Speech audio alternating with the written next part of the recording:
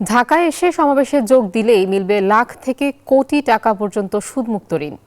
এমন প্রলোভনে প্রতারণার শিকার কুষ্টিয়া, চুয়াডাঙ্গা ও লক্ষ্মীপুর সহ বিভিন্ন জেলার শত শত মানুষ। অহিংস গণ অভ্যুত্থান বাংলাদেশ নামের একটি সংগঠনের ব্যানারে রাজধানীতে সোমবার ওই সমাবেশ হওয়ার কথা ছিল। এতে জড়িতদের গ্রেপ্তার করে ব্যবস্থা নেওয়ার কথা জানিয়েছে পুলিশ। অহিংস গণ অভ্যুত্থান বাংলাদেশ নামের একটি সংগঠনের সোমবার ঢাকায় সমাবেশ করার কথা ছিল। সমাবেশ সফল করতে ও ব্যাপক লোকজনের উপস্থিতি দেখাতে গ্রামের নিরীহ মানুষকে টার্গেট করেন সংগঠনটির সমন্বয়করা। দেখানো হয় লাখ টাকা থেকে কোটি টাকা সুদমুক্ত ঋণ দেওয়ার প্রলোভন। বলা হয় সমাবেশে যোগ দিলেই মিলবে এই ঋণ। বসুন্ধরা টিস্যুতে ছাড়ের ছড়াছড়ি। বসুন্ধরা টিস্যু নিয়ে এলো নিশ্চিত ছাড়। এর ফাঁদে পড়েন কুষ্টিয়া সদর উপজেলার গোস্বামী, দুর্গাপুর ও মনোহরদিয়া ইউনিয়নের কয়েকটি গ্রামের অর্ধশত নারী পুরুষ। ভুক্তভোগীরা বলছেন, ঢাকায় নেয়ার পর তাদের মানববন্ধন ও শাহবাগ মোড়ে অবস্থান নেয়ার কথা বলে চক্রটি। বিনা ইয়েতে আমরা টাকা দেবো 1 লাখ করে, 3 মাস পর পর টাকাটা শোধ করতে হবে। টাকার লোভ দেখে ওই দিক যায় মিছিল করতে হবে। যখনই মিছিলের কথা শুনেছে তখন আমরা প্রেস স্ট্যান্ডে গাড়ি ঘুরিয়ে নিয়ে চলে আসি।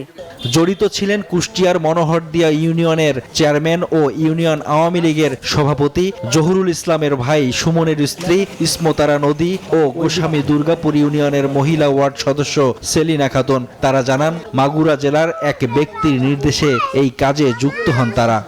যারা যারা এই ইয়েতে অ্যাপ্লাই করেছেন তাদের যে কয়জন যেতে পারে তারা যেতে পারবে, সমস্যা নাই। কোনো ব্যক্তি যদি এমন কোনো দায় দেয় যদি বলে সেলিনার কাছে 10 টাকা দিছে।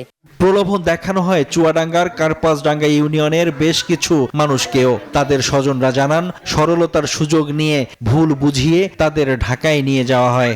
টাকা দেবে ঢাকায় ভোগাতে নিয়ে গেছে, টাকা এখন দিয়ে দিয়ে টাকা দেবে। ওদের বললো যে আপনার ওই 2 লাখ করে, 3 লাখ করে, 1 লাখ করে টাকা দেবে। তাদের লোন দেওয়ার নাম করে তাদের নিয়ে যায়। টাকার প্রলোভনে পড়েন লক্ষ্মীপুরের শত শত নারী পুরুষ। প্রতারণার অভিযোগে দায়ের করা মামলায় প্রতারক চক্রের 2 সদস্যকে গ্রেপ্তার করেছে পুলিশ। 2 জনকে আমরা গ্রেপ্তার করেছি। মামলা হয়েছে সদর থানায়, 5টা আপাতত জমা দেওয়া হয়েছে এবং এই চক্রের সাথে আরও যারা আছে তাদেরকে আমরা দ্রুত গ্রেপ্তার করি। এছাড়া ঢাকায় লোকজন নিয়ে যাওয়ার পথে বিভিন্ন স্থান থেকে জড়িত অনেককে গ্রেপ্তার করা হয়েছে। জব্দ করা হয়েছে যাত্রীবাহী পরিবহন। Desk report, news 24।